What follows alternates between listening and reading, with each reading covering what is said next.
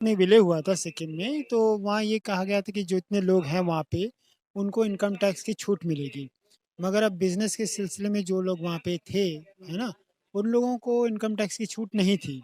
तो उन्होंने supreme court में यही एक अपील की थी कि एक तो उनको भी वो छूट मिले, क्योंकि गवर्नमेंट ने एक नोटिफ़िकेशन निकाला था कि मतलब अगर कोई भी नेपाली लड़की वहाँ वहाँ की सिक्किम कि अगर नॉन नेपाली से शादी करती है तो उसको जो वो एक अधिकार मिला हुआ है वो उसको इमीडिएटली सीज हो जाए। वहीं से आना शुरू हो गया कि राइट, सिक्किम के लोगों को, गोरखा लोगों को जो है विदेशी राइट, राइट, बताने की कोशिश राइट। की गई है। बल्कि अब वो लोग तो उसी ज़मीन पे, उसी जगह पे पता नहीं 200-300 साल से भी पहले से रह रहे हैं। नेपाली तो भाषा है, एक्चुअली में आप लोग गोरखा हैं। हाँ, माने जो जाति है वो गोरखा है, जी। जो भाषा है वो नेपाली है, जो कि भारत के क्योंकि संविधान नेपाली तो मैं कहूँगा कि 70-80% लोग तो भारतीय सेना में ही हैं, है ना? और हमारे लोग तो गोरखास लोग तो सबसे पहले भारतीय सेना में ही जाते हैं। बाकी भाई हम जिस देश में हमारे इतनी बलिदान हमने दिया है, तो उसी में हमें क्यों विदेशी बोला जाए? माने जिसमें हमारा कोई दोषी ना हो।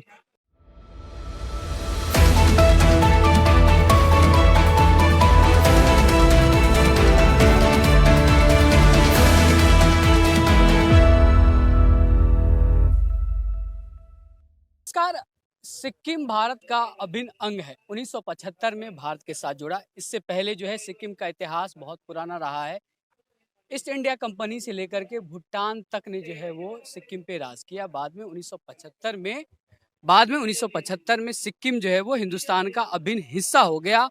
और उस समय भारत सरकार ने ये तय किया था कि जो सिक्किम के लोग हैं उनको इनकम टैक्स नहीं दिया जाएगा। और भी काफी सारे मामले थे जिनके सहमति के बाद सिक्किम भारत का हिस्सा बना। हमारे साथ सुप्रीम कोर्ट के लॉयर हैं बात करने के लिए कि सिक्किम में क्या क्या मामला चल रहा है, उनसे हम बात करेंगे। सर, सबसे पहले तो आपका स्वागत है। नमस्कार। मैं ये जानना चाहूँगा कि अभी जो आप लोग यहाँ मौजूद हैं, हुँ। सिक्किम में क्या मामला चल रहा है? जनवरी 13 तारीख को एक सुप्रीम कोर्ट का जजमेंट आया, जिसमें कुछ लोग मतलब जब भारत में विलय हुआ था सिक्किम में, तो वहाँ ये कहा गया था कि जो इतने लोग हैं वहाँ पे, उनको इनकम टैक्स की छूट मिलेगी।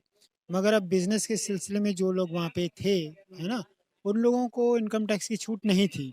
तो उन्होंने सुप्रीम कोर्ट में यही एक अपील की थी कि एक तो उनको भी वो छूट मिले, दूसरा कि जो कम्युनिटी वहाँ पे जो नेपाली कम्युनिटी के अगर कोई भी लड़की वह उनके परिवार से शादी करती है तो उनको भी वो अधिकार मिले।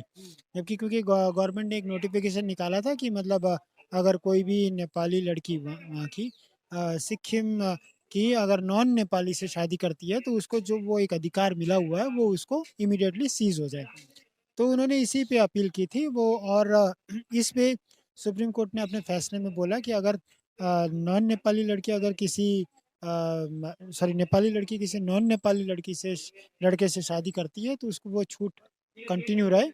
और पर साथ में उस जजमेंट में एक शब्द ये जोड़ दिया कि जैसे जो नेपाली जो विदेशी मूल के जो नेपाली हैं उनको ऐसी ये फैसिलिटी मिली हुई है, वैसे इन लोगों को भी मिल जाए।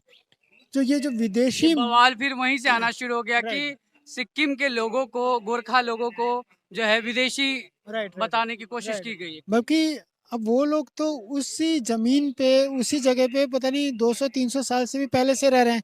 अब पहले ईस्ट इंडिया कंपनी, फिर भूटान, फिर इंडिया, है ना, छेगेल। अब बीच में ये अब लोग तो वही हैं, घर वही हैं, है ना, इतने सालों से हैं, माने पुरखों से हैं। तो अब विदेशी तो वो है ना जो दूसरे ज़मीन से आकर वहाँ रह रहे हैं। पर अब इसमें अब विदेशी लांछन लगना और तो और जैसे नेपाली बोलते हैं तो नेपाली बोलते ही लोग बोलते हैं कि आप नेपाल से हो। तो वैसे सुप्रीम कोर्ट ने अपने जजमेंट में ये लिखा है कि हमको गृह मंत्रालय ने पूरे डॉक्यूमेंट्स नहीं दिए हैं और हम ये कनेक्ट नहीं कर पा रहे हैं कि ये जो नेपाली लोग हैं ये कितने मैंने पहले से रह रहे थे कि नहीं रह रहे थे। तो इसमें जो गलती हुई है ये कुछ हमारे गृह मंत्रालय से भी हुई है, कुछ सिक्किम के सरकार से भी हुई है। सर, अब नेपाली तो भाषा है, एक्चुअली में आप लोग गोरखा हैं। हाँ, माने जो जाति है वो गोरखा है, जी। जो भाषा है वो नेपाली है, जो कि भारत के क्योंकि संविधान। नेपाली शब्द बोलने से ना थोड़ा-सा कन्फ्यूज़न हो जाता है, जो हमारा पड़ोसी देश जो है वो नेपाल है, तो लोगों को लगता है कि नेपाली मतलब नेपाल के रहने वाले लोग, इसलिए मैंने कहा कि हम तो गोरखा हैं। नहीं देखिए अब वैसे तो बंगाली भी अब बांग्लादेश में बोली जाती है ना? तो और तमिल भी तो अब जैसे श्रीलंका में बोली जाती है, मगर अब नेपाली भी नेपाल में बोली जाती है, पर इसका मतलब ये नहीं है कि नेपाली मीन्स नेपाल और बंगाली मीन्स बांग्लादेश, ऐसा नहीं बोलते ना माने, क्योंकि वो तो भारत के संविधान में है और हमारे तो मैं कहूँगा कि 70-80 प्रतिशत लोग तो भारतीय सेना में ही हैं, है ना? और हमारे लोग तो गोरखास लोग तो सबसे पहले भारतीय सेना में ही जाते हैं, बाकी उसके बाद सर जो गोरखा का मतलब जो हम आम लोग जानते हैं, आम हिंदुस्तानी जानते हैं, गोरखा का मतलब ही जानते हैं सैनिक और लड़ाकू। Right, right, right. अब ये एक पुरखों से चल रहा है कि ज़्यादातर लोग गोरखास जो होते हैं, वो सेना में ही जा रहे हैं। और अब अभी धीरे-धीरे अब जैसे दूसरे अब जो सर्विसेज़ हैं, जैसे डॉक्टर्स हो गए, इंजीनियर हो गए, वकील हो गए, अब उसमें भी अब धीरे-धीरे जाना शुरू हुआ है। पर पहले जो थे, माने 80-90% तो सब सेना में ही जाते थे। तो सर ये मामला जो पेचीदा मामला ये फँस कहाँ गया कि आप लोग को जंतर-मंतर पर आना पड़ गया, धरना देना पड़ रहा है? नहीं, अब देखिए जब ये लांछन लगा कि आप विदेश से आए हैं, तो ये जिस देश के लिए आपने इतना बड़ा त्याग दे रहे हैं, अब चाहे कारगिल का वॉर देखिए या किसी भी लड़ाई में देखिए, गोरखा राइफल्स और राजपूतना राइफल्स ये 2 ही आगे रहते हैं।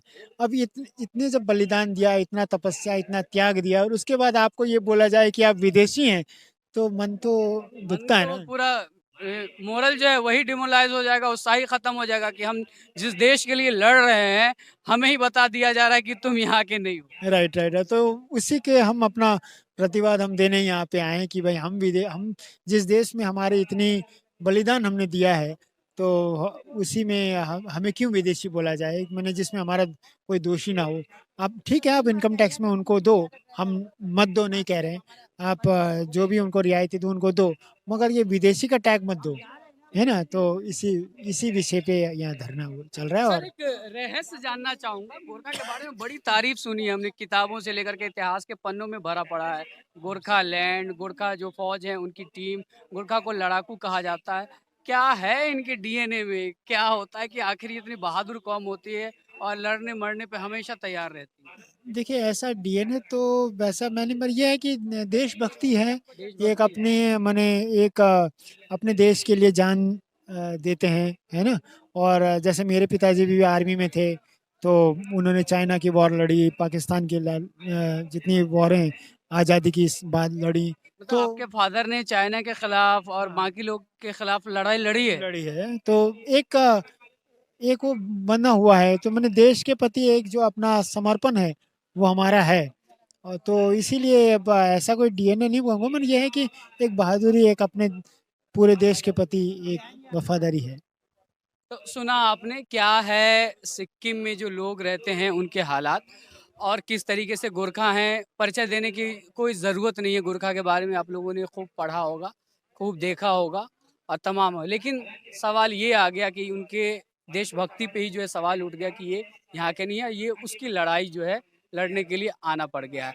आप इस पूरे मामले को किस तरीके से देखते हैं, क्या समझते हैं?